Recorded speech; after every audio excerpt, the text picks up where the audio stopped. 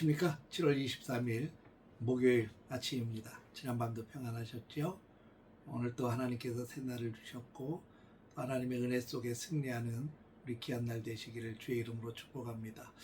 오늘은 사도행전 12장 11절에서 19절까지의 말씀을 통해서 밤새도록 역사하시는 하나님의 은혜라고 하는 주제로 함께 말씀을 나누겠습니다. 먼저 성경을 보겠습니다.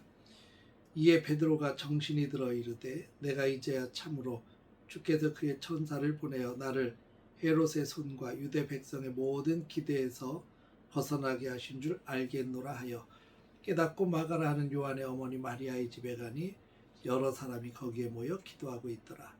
베드로가 대문을 두드린데 로데라 하는 여자아이가 영접하러 나왔다가 베드로의 음성인 줄 알고 기뻐하여 문을 미처 열지 못하고 달려들어가 말하되 베드로가 대문 밖에 섰더라 하니 그들이 말하되 네가 미쳤다 하나 여자아이는 힘써 말하되 참말이라 하니 그들이 말하되 그러면 그의 천사라 하더라.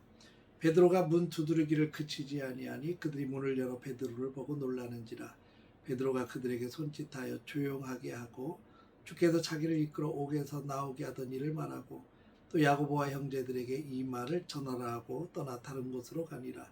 날이 새며 군인들은 베드로가 어떻게 되었는지 알지 못하여 적지 않게 소동하니 헤롯이 그를 찾아도 보지 못하며 파수꾼들을 신문하고 죽이라 명하니라. 헤롯이 유대를 떠나 가이사랴로 내려가서 머무니라. 이 사도행전 12장에는 헤롯 아그리파 1세가 그 교회를 핍박하고 특별히 유대인들의 환심을 사기 위해서 교회의 지도자였던 야고보를 칼로 죽이죠. 유대인들이 너무 좋아했어요. 그러니까 유대인들의 환심을 사기 위해서 베드로마저 옥에 가두게 됩니다. 6월절 명절 기간이라 죽이지 못했고 명절 끝날에 죽이려고 계획을 세우고 있었는데 그 전날 밤 죽이기로 작정한 전날 밤에 하나님의 놀라운 역사가 일어났죠. 감옥문이 열렸고 창고가 풀려졌고 그리고 베드로가 살아났습니다. 교회는 이 베드로를 위해서 간절히 기도하고 있던 그 시간에 하나님께서는 천사를 통해서 베드로를 건져 주셨습니다. 초자연적인 역사. 베드로에게는 아무 소망이 없어 보였지만 그러나 하나님의 초자연적인 역사가 이 하나님 앞에 교회가 기도할 때 일어난 것을 보게 됩니다. 이 천사의 손에 이끌려서 쇠사슬이 풀리고 철문을 지나고 길거리로 나와서 베드로는 이것이 처음에는 환상인 줄 알았습니다. 그런데 밤바람이 얼굴을 스치자 정신이 비로소 들게 됩니다. 11절에 보면 베드로가 정신이 들어 이르되 내가 이제야 참으로 주께서 그의 천사를 보내어 나를 헤롯의 손과 유대 백성의 모든 기대에서 벗어나게 하신 줄 알겠노라. 베드로는 자신의 처한 환경이 참 절망적이었을 겁니다. 그런데 이 절망적인 현실보다 하나님의 초자연적인 역사, 구원 계획이 훨씬 더 크다는 것을 이번 사건을 통해서 다시 한번 더 깨닫게 됩니다. 그리고 대적들이 악한 계획을 가지고 또 유대인들이 베드로마저 죽인다고 하는 그 기대감에 들떠있던 것을 하나님의 전능하신 도우심으로 한순식간에 다 무너뜨려 버리신 거죠. 이 정신을 차린 베드로가 기도하고 있는 교회 마가라고 하는 요한의 다락방에 가게 됩니다. 그것은 성도들이 모여서 처음 기도했던 곳이죠. 성령 강림, 사도행전 2장에 나와 있는 성령 강림의 역사가 나타났던 그곳, 성도들과 제자들이 함께 모여서 뜨겁게 기도했던 그 자리였습니다. 그곳에 지금 성도들이 모여서 기도하고 있는 거죠. 베드로가 대문을 두드리니까 로데라고 하는 어린 여종이 마중을 나옵니다. 누구십니까? 물었더니 나 베드로다. 이 베드로의 목소리를 듣고 깜짝 놀라서 기도하고 있는 성도들에게 달려가서 이야기합니다. 베드로가 대문 밖에 왔습니다. 그랬더니 함께 모여있던 성도들의 반응이 이상합니다. 이 여종을 향해서 네가 미쳤구나. 야 로데가 아닙니다. 진짜입니다. 라고 우기니까 그러면 아마 베드로의 천사일 것이다. 라고 이야기를 합니다. 베드로가 돌아온 것을 믿질 못하죠. 여러분 참 이상하지 않습니까? 지금 이들이 기도하고 있는 건 베드로의 생환을 위해서 기도하고 있는 겁니다.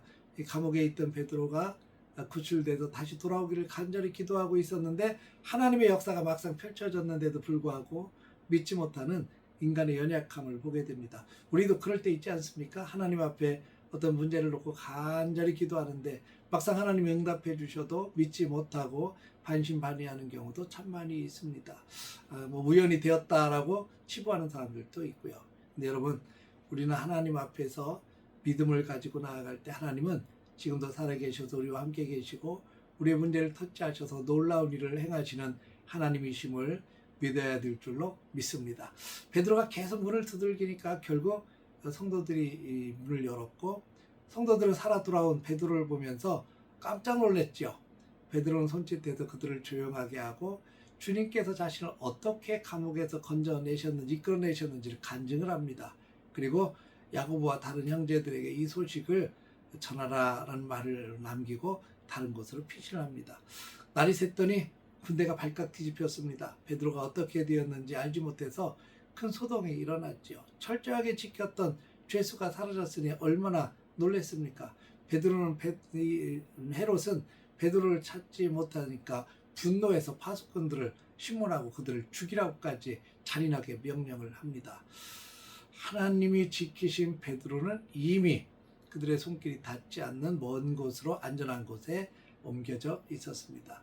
사랑하는 성도 여러분, 하나님께서 이 베드로를 통해서 보여주신 이 놀라운 기적의 역사를 우리가 나누면서 오늘 우리의 삶에 두 가지 중요한 진리를 생각하고 기도하려고 합니다. 첫째는 현실의 감옥이 아무리 견고해도 하나님의 일하심을 제한할 수 없다는 겁니다.